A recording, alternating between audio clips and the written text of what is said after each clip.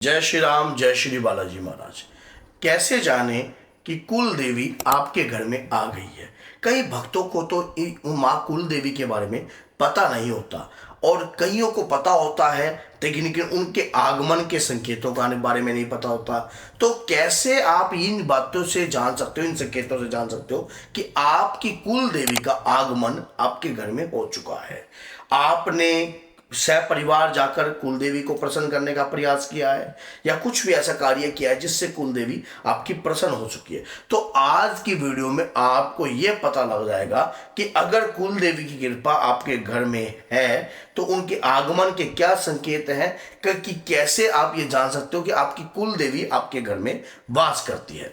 देखो, कुल की शक्ति जो होती है बहुत महत्वपूर्ण होती है और हमारे मंगल कार्यों में इन शक्ति का सबसे ज्यादा हमें आह्वान करना भी चाहिए।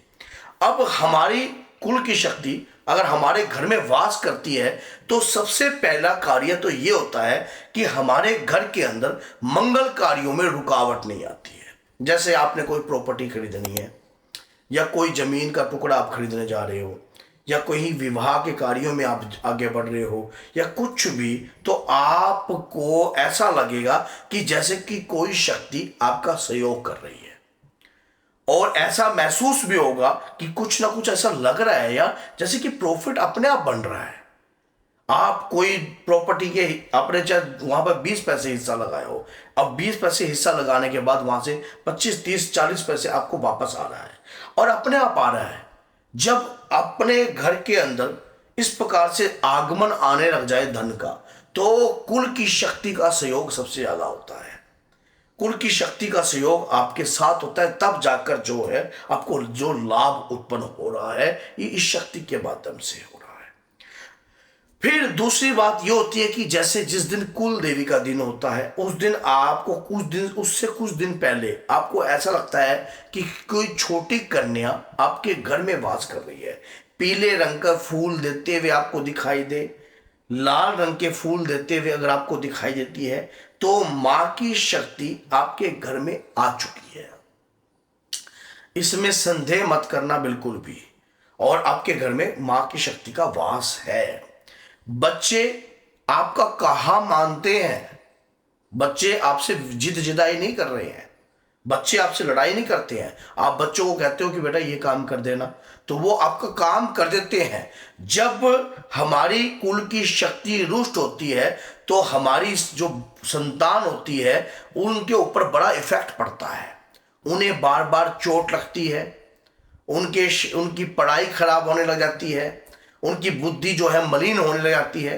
अगर कुल की शक्ति प्रसन्न है तो वो दोनों हाथों से आपको आशीर्वाद प्रदान करती हैं। शर्त बाकायदा ये होती है कि आपके अंदर वो कितनी ताकत है कि आप उस आशीर्वाद को ग्रहण कर रहे हो। कुल शक्ति सच्चे भक्त के परिवार के सभी सदस्यों के शरीर पर नहीं आती है, कोई ऐसा विशेष व्यक्ति को वो चुनती है जो आपके घर में ही होता है, जिसके शरीर पर कुल की सवारी आती है। और ये सवारी कोई परमानेंटली नहीं बनी रहती है। ये सवारी जब जैसे कि कुल का देवी देवता का दिन है, जैसे कि अष्टमी है, कई लोगों की अष्टमी पे पूजन होता है या कईयों को जो है चौदस होती है माता की, या नवमी होती है या पूर्णिमा होती है, ऐसे समय पर अगर सवारी आपके शरीर पर आपको सवारी जैसा महसूस हो रहा है, जैसे आपकी पत्नी को बार बार ऐसा लगता है कि मेरा मन करता है कि माँ के लिए मैं जो है जोर जोर से भजन गाऊं, या मेरा मन करता है कि जय माता की, जय माता की, जय माता की, ऐसे ऐसे मेरे अंदर से आवाज उत्पन्न होती है। मैं पूजा करती हूँ तो मेरे रोंगटे खड़े होते हैं, ऐसा लगता है कि कोई एनर्जी है जो मेरे शरीर पर आ रही है। और खासकर ये जब होता है जब ये कुल देवी के दिन के समय पर, जब कुल देवी का दिन का जो कुल देवी का समय होता है, जब जैसे कि उनका पैरा होता है चौदस, अष्टमी, समझ के नवमी, पूर्णिमा, इस प्रकार से, तब जाकर आपको ये चीजें अगर महसूस होती है तो कुल की शक्ति आपके घर में वास करती है, आपके घर में वास होती है। और ये संकेत आपको ये दर्शाते हैं कि वाकई में आपके घर में कृपा है। और फिर ऐसा होता है कि जब आप कुल की शक्ति आपके साथ होती है तो आपके मन में ना दान की इच्छा उत्पन्न होती है अपने आप।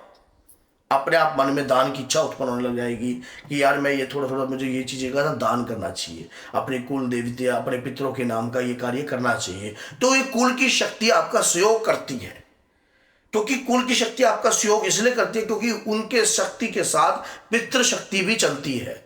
जब कुल की शक्ति हमारे साथ चलती है तो अकेली कुल की शक्ति साथ नहीं होती है, साथ में पितृ शक्ति भी होती है।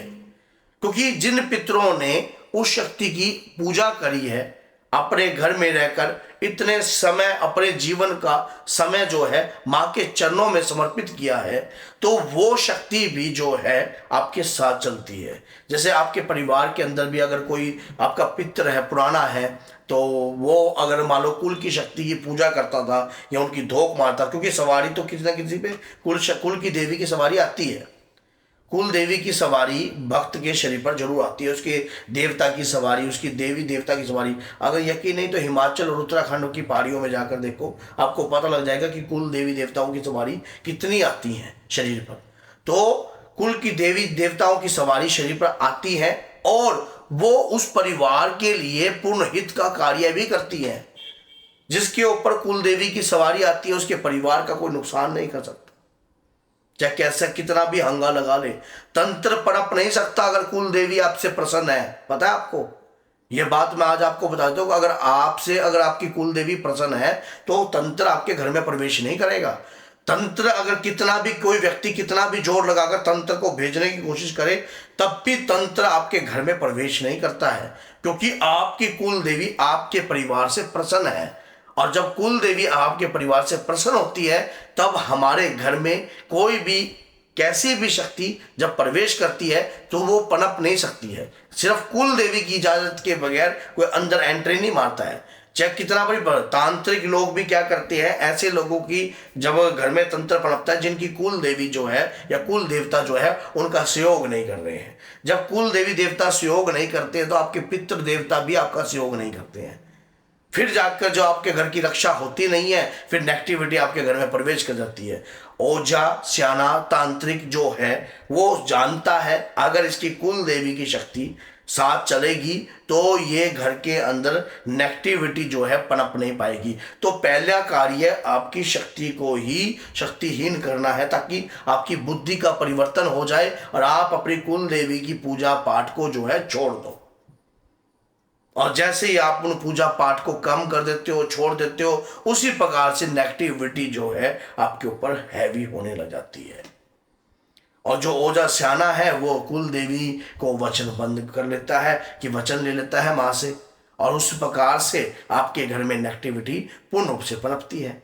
जब ऐसी स्थिति होती है तो घर में नुकसान, बहुत सारी दिक्कतें, बहुत बड़ी आफतें खड़ी होने लग जाती है, चारों तरफ से आप गिर जाते हो। याद रखना, जब चारों तरफ से आपके घर में मुसीबत उत्पन्न होने लग जाए तो समझ लेना कि कुल देवी जो है आपकी वचनबद्ध है और कुल देवता आपका वचनबद्ध है, तभी जाकर आपके साथ ये कार्य हो रहा है।